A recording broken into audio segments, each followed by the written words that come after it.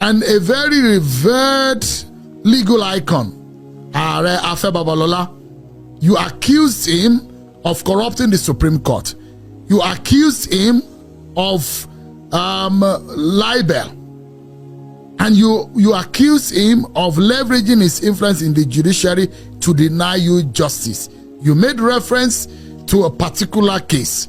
And you also dragged the likes of Mr. Pedro SAN in all of this argument. What exactly was the situation? And how can you defend what you have alleged in this book? Like I have strived to explain, I am dealing with institutions and principalities within institutions. That I have had to deal with persons is by the way. They are collateral to my preoccupation. Now, anything I have said in relation to any one of them, I am perfectly happy to defend myself before any court of law, anywhere in the world. And the fact of the truth that I have told, they are all in the public space. They are in the public record. They are before the courts. I have not written this book to scandalize or to make money. In actual fact, every kobo derived from this book already pledged and donated to a foundation for autistic children. This is not for gain. But the truth is the truth is the truth, and it must be told without caring about names or reputations. If I have lied against persons, they are lawyers. As you said, Baba is the legal igu in Nigeria. They are the ones who planted the judiciary that we have today. And I know and they know what they did in the case under reference. And the facts of what they did, the malfeasance, is before the courts. They can't even, I don't even have to produce a single piece of paper. Everything is in the public space. But it seems that person so revered as Are Afe Babalola, yes, it looks that you are impugning that image, that reputation built over the years. And I'm asking you to substantiate. Tell Nigerians on this platform what exactly was the case. How did he deny you justice through the system? Sheon, Mr. Farotimi. I wrote a book deliberately setting out the facts. I have also been very deliberate in my presentation and speaking about the book since I wrote it, to make sure that nobody is able to say that I have written the book with the intention of scandalizing persons. When I said Are Afe Babalola denied me justice, I laid out the substance of my allegation in the book that I have written.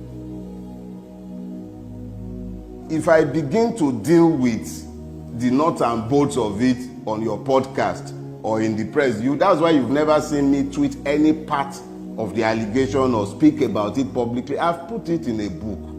That is deliberate. It will outlive me and them. It is not beer parlor talk.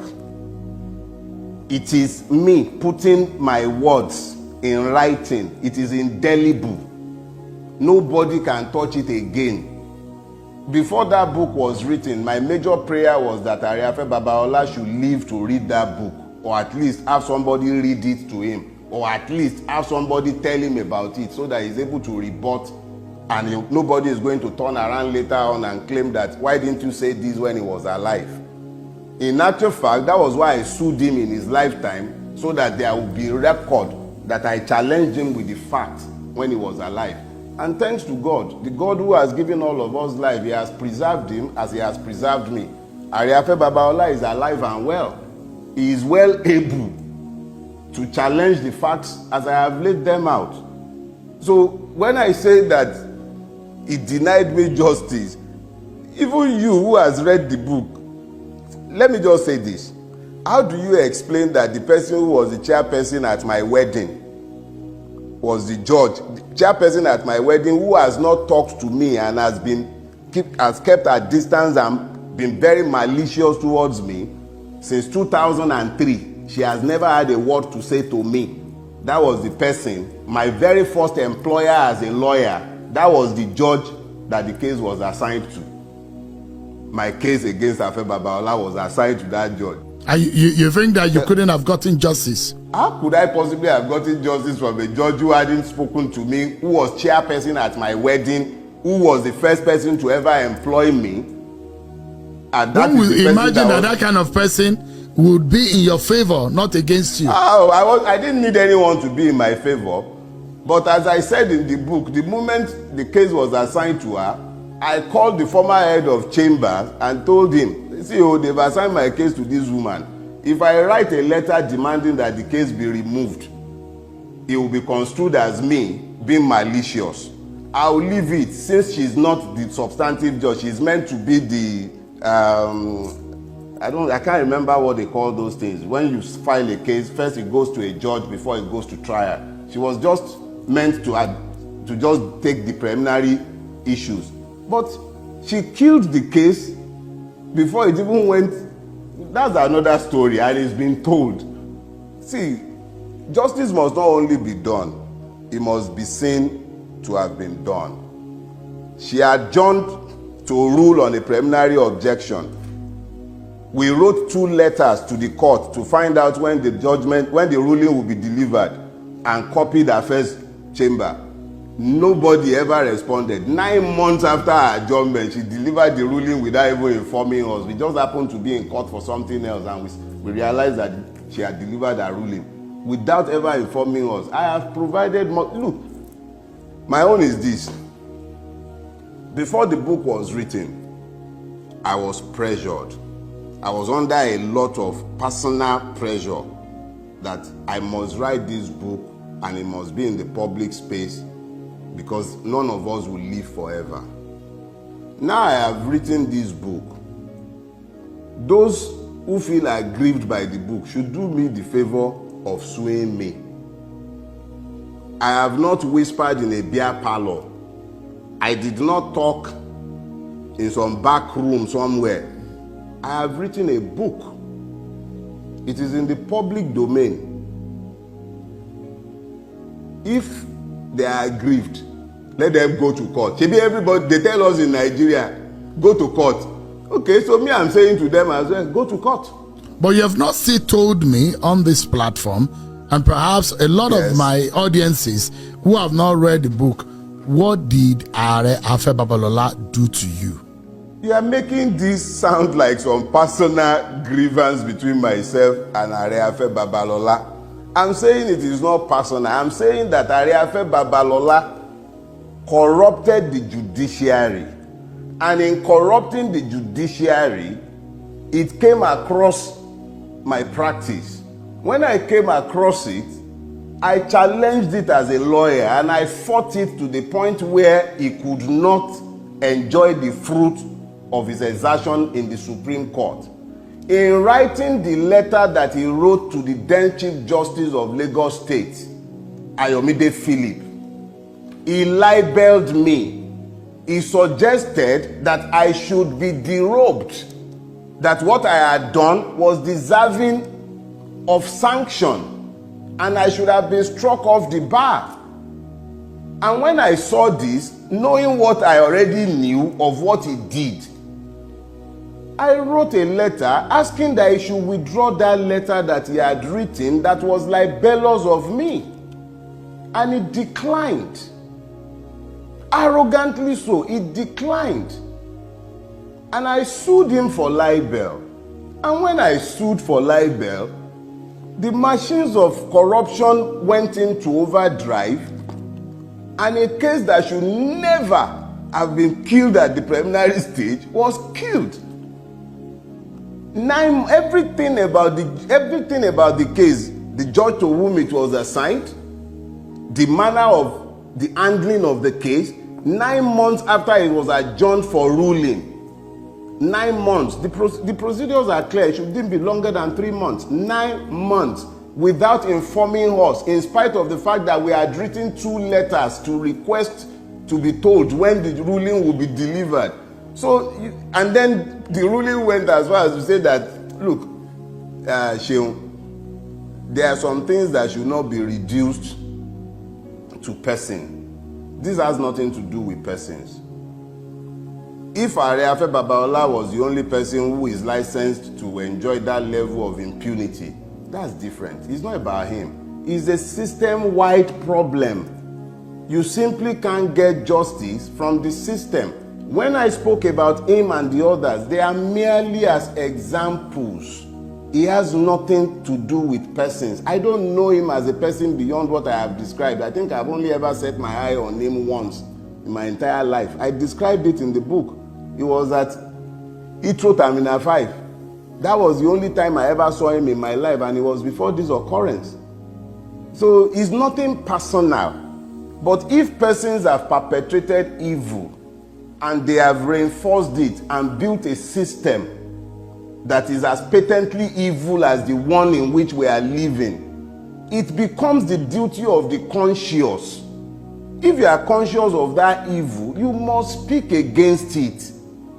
If you don't speak against it, you are helping to normalize it. So when the United Nations is speaking about corruption in the Nigerian system, when a judge is appointing his son, his daughter-in-law, when the entire system becomes as prebendal as it has become, it becomes easy for persons to influence things within the system to the detriment of those who should be citizens. So I'm not speaking about persons. I loathe to speak about persons. But when I am compelled to speak about persons in relation to their impact on the system and as types, I have no choice. I have no choice.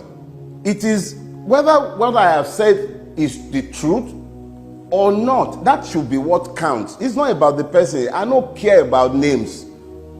I don't care about whether the person is 100 years old or 10 years old. It is about what level of respect have you earned. What is the value of the life you have lived? Do you think that there is some kind of cultic arrangement within the legal profession that drags the judiciary by the jugular, such that there are some persons within the legal profession that get justice the way they want? Because in some of your explanation, it does look like there is a class of lawyers or a class of persons within the Nigerian legal practice that gets whatever they want in the courtrooms. The Nigerian judiciary is not different from any other aspect of our society. What you find is that, okay, look at Ariwola, for instance. A man is the Chief Justice of the Federation. He makes his son a judge of the Federal High Court. He makes his daughter-in-law a judge of the Federal Court of Federal Capital Territory. He makes his brother Auditor General, Auditor of the Nigerian Judicial Council. Another family member became a judge of the Court of Appeal.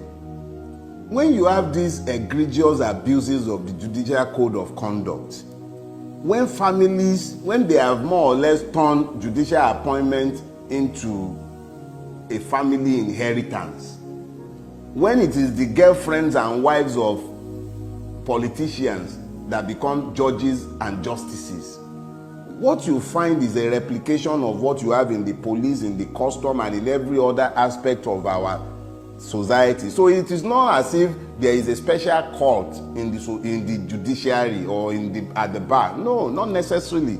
It's the same Nigerian factor of not holding people responsible for their actions, of a system that is not designed to enforce the rule of law. It is that same system that you are seeing at work in the judiciary. It is just that its effect on the judiciary is by far more ruinous than everywhere else, because the illusion of justice has been eroded. There is no longer any illusion that there is justice. Everybody now knows that you are not going to get justice from. How do you expect to get justice from a court that is constantly doing all kind of somersaults? So it's not about a court somewhere. If there is one, I'm unaware.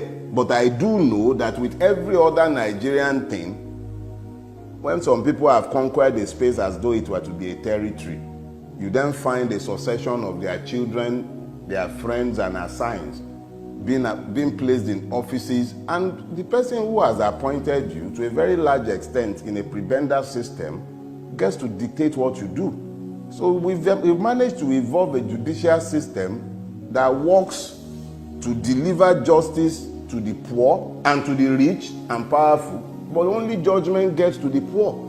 So the poor will end up in prison, the poor will end up with the heavy end of the stick, but the rich, they get justice delivered faster. If an emir wants to sue now, he will sue and they will deliver judgment within 1 week. That's why you ended up with the madness in Kano. But if a poor man needs justice delivered quickly, he's still in court for the 4 years, like I have been in court for 4 years, and I'm not exactly poverty ridden, and yet nobody has heard me. So what kind of judicial system have we built? So it's not about persons, it's not about court, it's a reflection of who we are as a society and what we have done to our justice delivery system. It's nothing to do with any court, it's our society. There was something you said which came out to me. You said Nigeria, I'm quoting you, Nigeria and its criminal justice system are one of the most violent injustices that I have ever seen coming out of that Supreme Court. Came from a panel on which this particular justice sat twice. I'm talking about Justice Ariwola. But a lot of encomium has been on him as he bows out. President Tinubu stated that he was selfless, hardworking, and dedicated.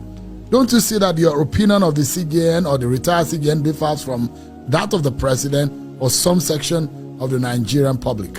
When hagiographers presume to write history, they dress the subject in borrowed gowns, and then sometimes they steal crowns to wear for the subject. These people who are expressing all these opinions of Justice Kayode Ariwola and talking about how selfless he is, how selfless is he when he was appointing his son a judge of the Federal High Court against the clear provision of the Judicial Code of Conduct? How selfless was he when he was appointing his brother auditor of the National Judicial Council? So I'm not going to, like I said, it's not personal. So when they are busy eulogizing him and talking about how selfless he is, let them remember that the history on paper, the facts suggest the exact opposite of what they are saying. But like I said, I have nothing personal against Ariwola as a man. I don't know him. I've never seen him in my life. I've never met him.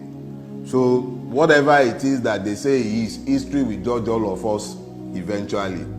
History would decide whether a selfless man would appoint his son a judge, his daughter-in-law a judge, his brother auditor, another cousin, justice of the Court of Appeal, under his watch as the Chief Justice of the Federation. So me, I'm not going to join issues with his judgment by history. I've written what I know of him, and that was what I found in coming across him as a public servant.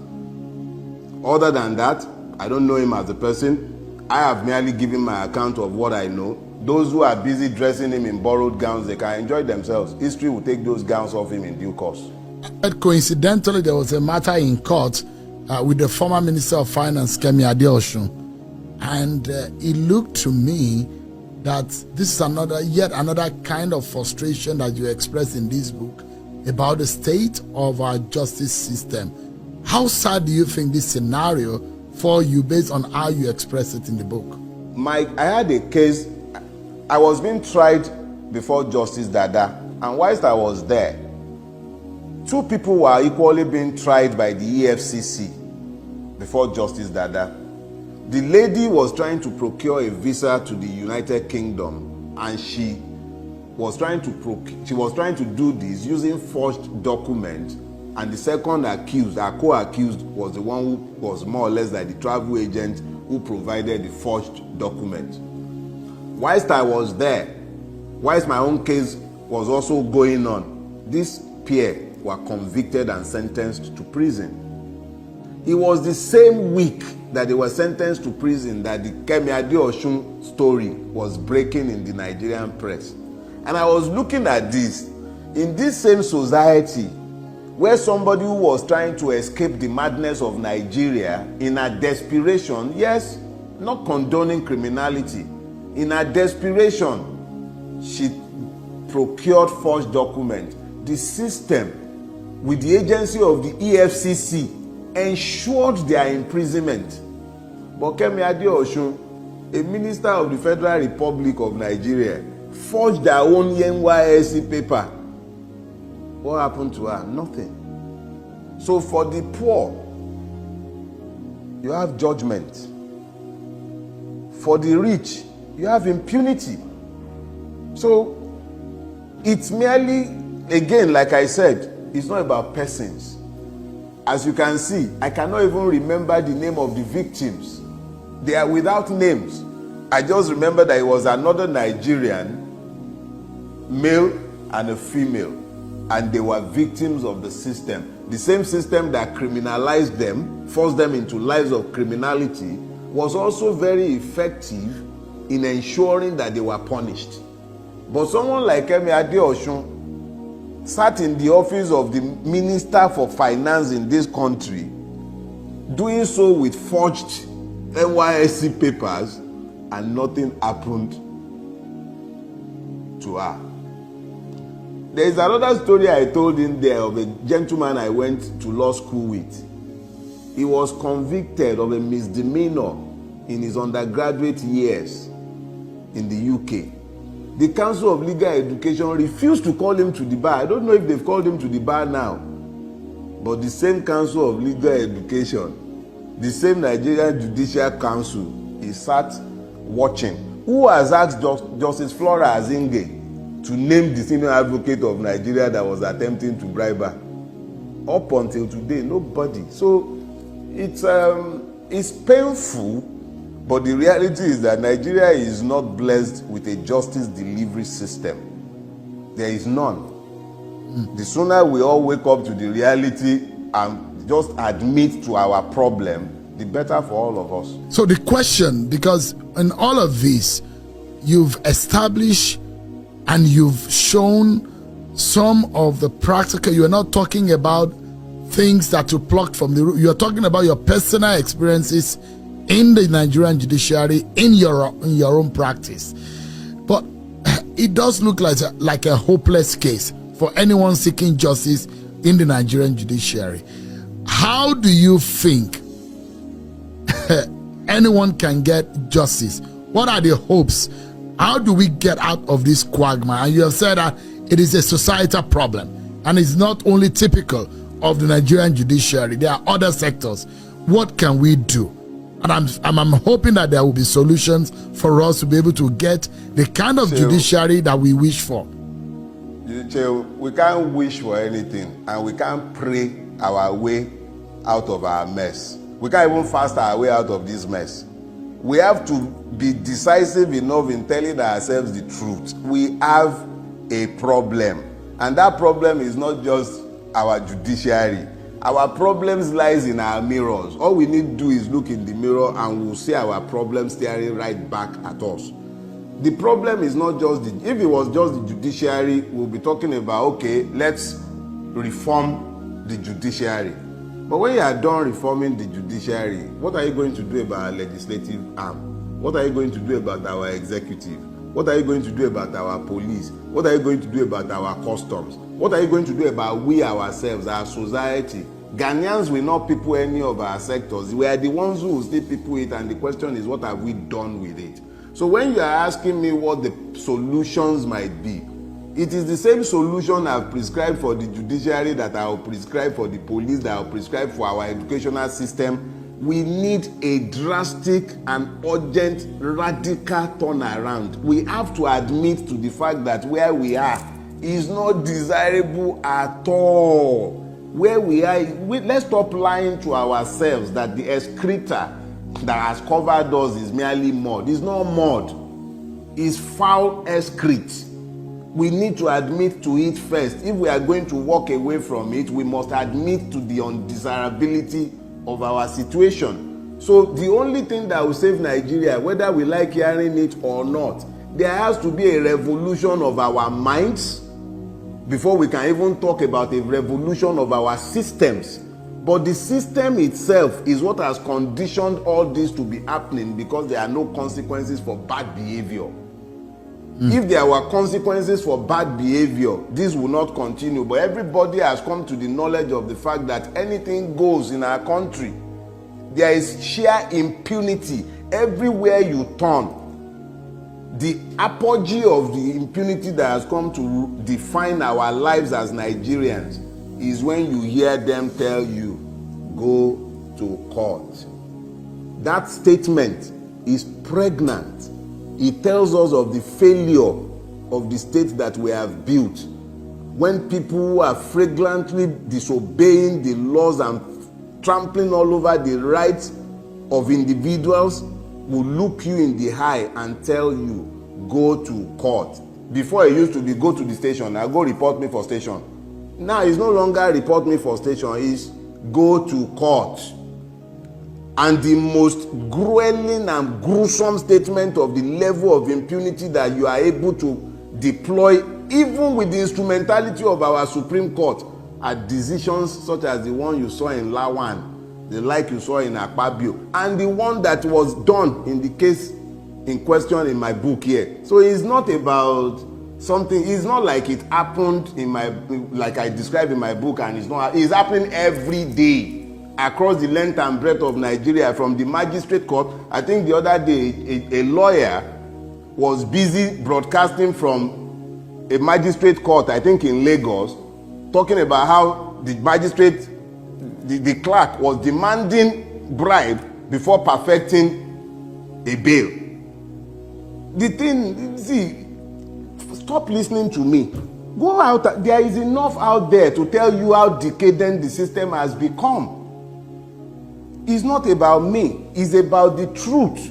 All I am doing, I think the only thing unique about the book I have written is that somebody is talking about their own experiences, and they are not doing beer parlor talk, and they are putting names and dates and facts and figures.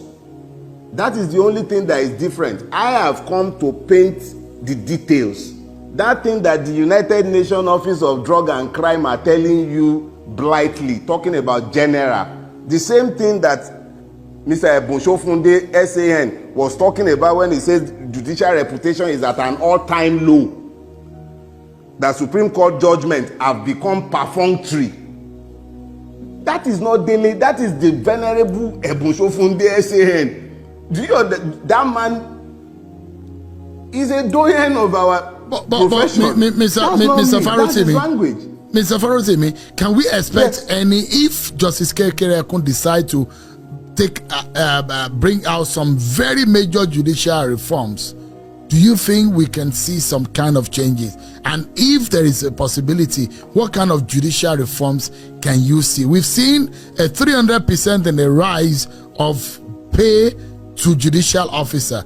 Is it a good way to start in reforming the judiciary and ridding it of corruption? You cannot have a judiciary of saints and angels if you have a country peopled by those who have no respect for the law, for justice, or for equity.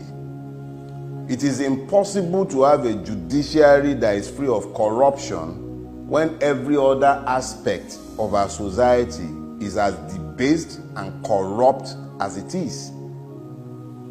When there are no consequences for actions, people are going to continue to misbehave.